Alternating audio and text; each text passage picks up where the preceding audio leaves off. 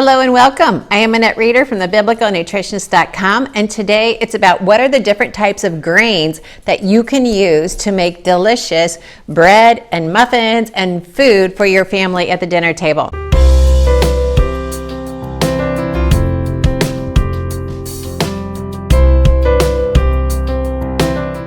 I'm glad you're joining me. If you haven't already, please go ahead and hit the subscribe button and the bell next to it. The bell next to it tells you every time we post new videos.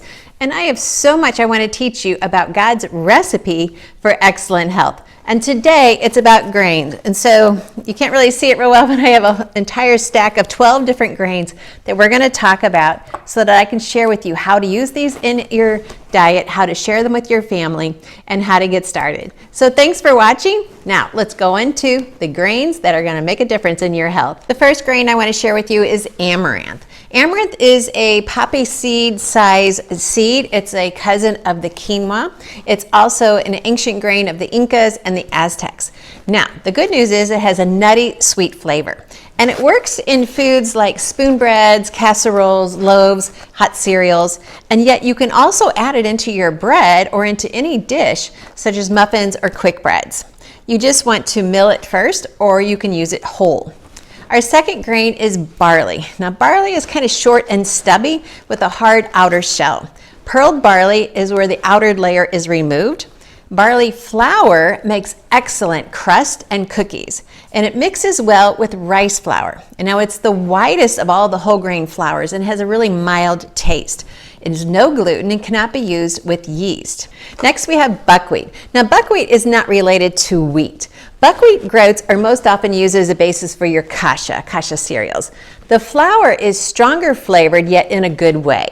And most often you're going to see it in buckwheat pancakes. People brag about their buckwheat pancakes. So waffles, quick breads, it's a lightly colored, lightly textured wheat flour that can be made by placing the hulled buckwheat groats in a blender and blending them into a flour. You can also just mill it yourself. Cornmeal. So cornmeal is made from corn and popcorn.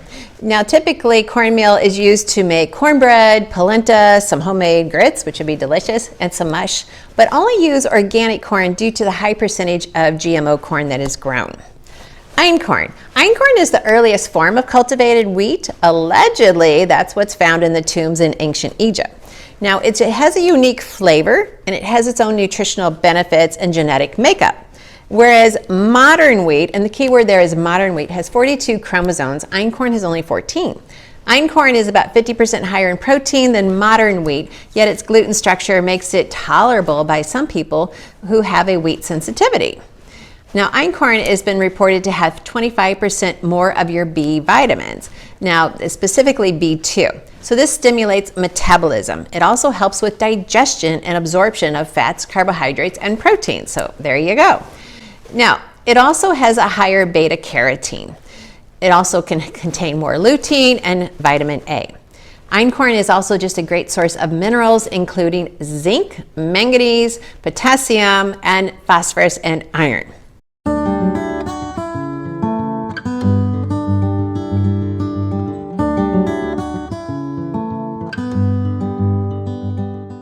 Einkorn, it's going to bake very similar to spelt. Moving on to emmer wheat. Emmer is one of the 3 hulled wheats known in Italy as farro. Its main use is for human food, though it can also be used for animal feed. In recent years, farro has been enjoying a resurgence in popularity among the gourmets and the health-conscious people who sing the grain's praises for high nutritional value, and also they adore just the hearty flavor taste of the farro's wheat. Once again, a lot of stories have been brought in. It's very rich in fiber, protein, magnesium, and vitamins. Emmer is going to contribute to a complete protein diet when it's combined with legumes. So that's going to make emmer grains and pastas ideal for vegetarians or just really simply anyone who's looking for a plant-based, high-protein food source. Moving on to kamut. Now, this is one of my favorites. It's a relative of the durum wheat. Kamut is an Egyptian wheat. Kamut can sometimes be used in place of wheat for those who have wheat allergies. Some people will not be able to tolerate, and other people will do really well. It produces excellent breads and pastas and baked goods. I love it. It has just a light, slightly buttery flavor and a golden color. In fact, when I make pancakes, I always use kamut as my grain, because when I was trying to switch my family over to healthier grains, then if I made the kamut pancakes, my kids thought they were getting the Aunt Jemima pancake mix, which they weren't. They were getting kamut, but they thought it was the same, and they thought it was fabulous, and they're so glad Mom wasn't doing her freshly milling. Well, I was just disguising it with kamut, and they loved the pancakes. So definitely it's a win-win. Next is millet. Now, millet is a staple food in many countries before the use of rice. Now, millet was usually used in America as bird food, but now we realize, wait a minute, that's a health food. That's a high protein. That's rich in calcium and iron and potassium, and it's very easy to digest, and we're feeding it to the birds? No, we need to put it in our food, our morning cereals, your soups, your stews, your puddings. You can just add it whole in your bread. You can mill it into flour. Now, it can be kind of bland, so you just need to realize it's not going to add a lot of flavor, but it is going to add a lot of nutrition. Okay, moving on to oats. Now, oats are just the ideal comfort food, cold weather crop. So it's second to amaranth and quinoa as far as protein, rich in calcium and phosphorus and iron. Now, it has a slightly higher fat content, and that's what produces that sense of warmness when you eat it. Oat flour works really well in cookies and pie crust. Oat flour can be made by placing just your regular rolled oats or your quick oats in a blender and blending it until it's flour-like. And just add it to whatever you want. When we have our conferences, Joyce Rogers, one of our guest speakers, she always says, I've got the secret ingredient for my bread. Everyone loves it. And everyone's on the edge of their seat. What is it? What is it? And she just adds 1 cup of oat flour to replace 1 cup of her regular flour, and it softens her cookies and her breads and her muffins. So there you go. That is the secret to just even more yummy food. Pumpernickel is the next. True pumpernickel is actually ground rye flour. Most commercial pumpernickel breads, they have a white flour base with added rye flour for color and flavor. Quinoa. Traditionally, quinoa is grown in the Andes. The quinoa plant, it bears these tan grains about the size of sesame seeds, so extremely tiny. Quinoa is very similar to amaranth nutritionally, and it yields a fluffier texture with a really distinct flavor. Quinoa flour has a stronger flavor, and yet it's always better if it's mixed with other flours.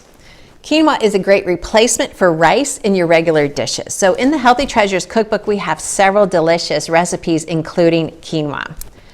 Rice. So rice is quickly becoming the most popular grain due to the rise in gluten intolerance. Rice is mostly thought of in the varieties of white and brown. Now, this is far from reality since rice comes in 18,000 different varieties. We tend to eat a very monoculture here in America. Even brown rice comes in 7 different brand colors such as white, light brown, speckled, brown, red, and variable purple and purple black. I mean, just so many varieties. The design of rice is the same as wheat. It has the outer covering known as the bran, it has also the endosperm, and it has the germ. So it's going to have lots of fiber, vitamin B, minerals, and protein. The endosperm, which also includes the carbohydrates, and it's going to give you even more protein and B vitamins. And then also, like I said, in the germ, that's where you get the highest amount of vitamins and minerals and phytonutrients. So with all of these nutrients, rice can easily move from a side dish to the main course. It's just in itself, it's a complete protein with all of the amino acids present. So rice and rice flour, flour made with rice from brown rice, it can just be kind of gritty sometimes depending how well it's milled. And the texture, the taste can be a little bit odd, but it's excellent for thickening gravies and sauces. Your baked products made from a rice flour, they tend to be crumbly. And so brown rice flour works really well when it's mixed with a barley flour.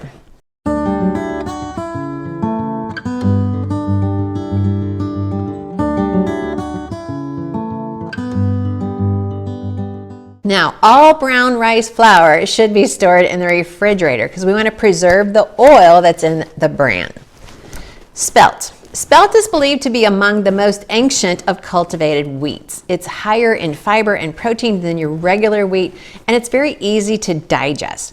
Now, I just love the flavor of spelt. It's, many people who have wheat and gluten sensitivities can find spelt to be well tolerated.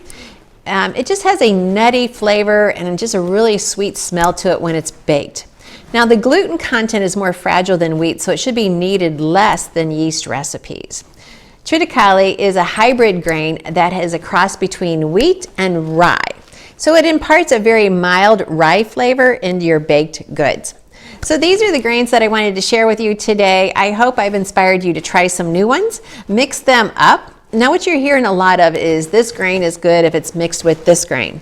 So even if you have a wheat flour base, add in some other grains to it. One time when I just added the millet whole seeds into my bread, you know, it was a half and half decision result, because half the family thought, oh, this is lovely, I like it. And the other half was like, what do I keep biting into? So it kind of had a mixed review.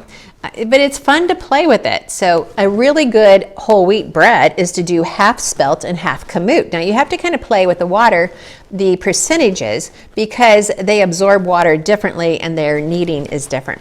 But the flavor is amazing. So half spelt and half kamut is just the most delicious bread ever. And then adding in, you could add in a tablespoon of rye, and when you mill in your grains, you could add in a little bit of quinoa into it. I'm looking at my grains that are sitting here next to me. I have quite a few. So you could, like I told you, you could add in your oats, and these are just my oat groats. This just looks like a wheat, kernel of wheat, you know, so they all look very similar. Anyway, I hope I've inspired you to try new grains, new flavors, new textures, and really expand what you've been using your grains for. So this is Annette Reeder from thebiblicalnutritionist.com. Thanks for watching, and be sure and hit the like, the subscribe, and I can't wait to read your comments. I answer almost every one of those comments myself, and I love talking to you. Thanks for watching, and remember, God loves you. He's loved you from the moment of conception.